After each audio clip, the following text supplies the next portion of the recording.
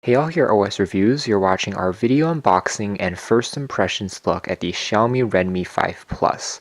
Heading into 2018, this is the gold standard for budget Android phones. You can find it for under $180 and you're getting tremendous value for the money. Not only a very current design with a 18:9 aspect ratio full HD plus display, as well as pretty good specs and performance as usual from Xiaomi's phones.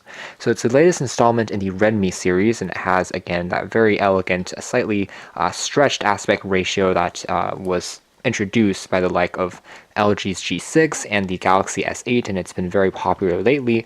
But we also have the Snapdragon 625 chipset, which is a octa-core processor. It's very energy efficient, and coupled with a roughly 4,000 milliamp hour battery pack on here, this thing will last you for almost 2 to 3 days before you need to recharge it again. So as usual, Redmi phones tend to deliver excellent battery performance. Again, we have that 6-inch Full HD Plus screen, and this variant here has 3 gigs of RAM and 32 gigs of built-in storage, but it also comes in a 4 gig RAM variant. The reason why I say this is a gold standard for budget Android phones is because if you compare it to even lesser known Chinese phone manufacturers like Bluebo or Elephone, they have much less reputable warranties on their products.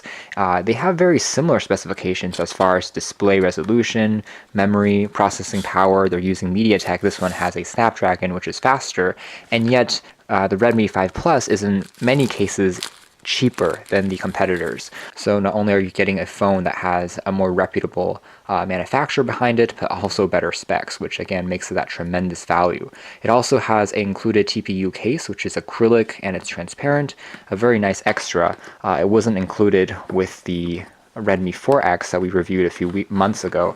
So this is a nice bonus. Here's the phone itself. We'll take a closer look at it in a second. Underneath we have a quick documentation guide that tells you how to turn it on. It is running on Xiaomi's MIUI, so that is their proprietary skin on top of Android. It's not everyone's cup of tea, but you can always install your own launcher if you don't like it. As a reminder, Xiaomi also has the A1, which is pretty much stock Android if you prefer that. Although the A1 is also more expensive than the Redmi 5 or the 5 Plus, about $100 to $150 more. So again, this is a great value in terms of the hardware. We also have access to a micro USB cable. So unfortunately, it doesn't use the newer USB Type-C, but it does retain the traditional headphone jack, which is nice to see. There's also the SIM ejector tool. Seems like there's nothing underneath here, so a pretty simple packaging overall.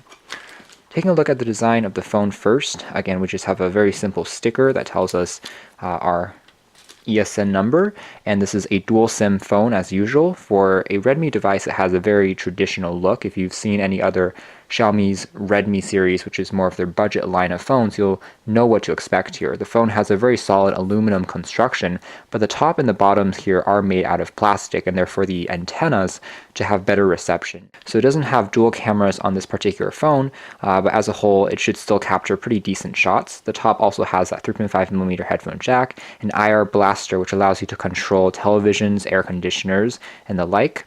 And there's also a dedicated volume key as well as a power key, which are all chamfered, made out of aluminum and feel very clicky.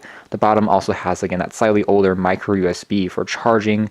So as we turn on the phone for the first time, let's see if there's any power remaining. We're going to do a quick size comparison to some other popular offerings in this budget category. So we have the slightly older Xiaomi Redmi 4X. You can actually now find this for only $120, so it's $50 cheaper than the Redmi 5 Plus, but I would still recommend the Plus here just because it has a sharper display. The 4X had a 720p panel and also has slightly slower configuration. We also have the Xiaomi Mi Note 2, which is a more of a premium device, but you can tell that the Note 2 has a 5.7-inch screen, so it's actually smaller in terms of the dimensions here than the 6-inch panel found on the 5 Plus. But you can tell that they are very similar in dimensions just because of how small the bezels on the top and the bottom of the 5 Plus are. Again, it's very similar to the current crop of flagships like the Galaxy S8 and the LG G6, so it has this very current and modern design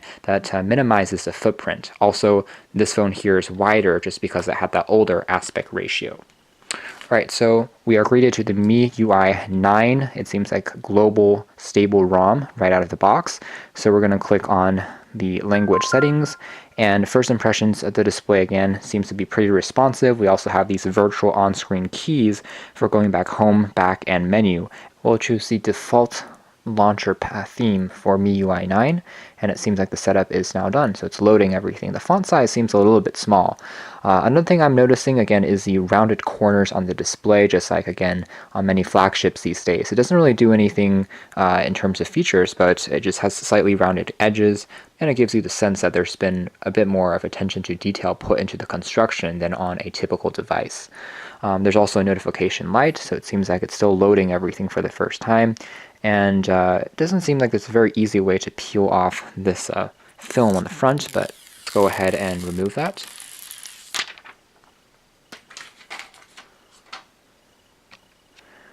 And it seems like we are now greeted to, again, Android 7.0 Nougat that's been, again, heavily customized under MIUI version 9. All right, so immediately we are greeted to this very traditional and familiar interface. If you've ever used a Xiaomi phone, you will be right at home here. There's no consolidated app tray, so all of your apps will be scattered on these home screens in a very similar to iOS fashion. So you have unlimited home pages essentially to customize with your favorite apps and programs as you download more. We have access to all the traditional Google apps like the Play Store that have been pre-installed here, and again these on-screen virtual keys which can be remapped in terms of how they're placed below to give you a bit more flexibility. I can swipe down to access the tray here for updates as well as shortcuts. And again, the screen on first impressions seems to get actually pretty bright and very vibrant with seems like nice viewing angles. You also have some Microsoft apps that have been pre-installed, along with the usual standard array of Mi programs that they like to throw in there. So that's pretty much our first impressions look at the Redmi 5 Plus. Of course, we'll be doing some more testing and come out with a much more complete review, but again, this seems to be a very promising device because it has an ultra-modern design, a fairly capable Snapdragon 625 chipset, especially as a budget phone. Not only is it energy efficient, but it should perform faster than your standard mid-range MediaTek device.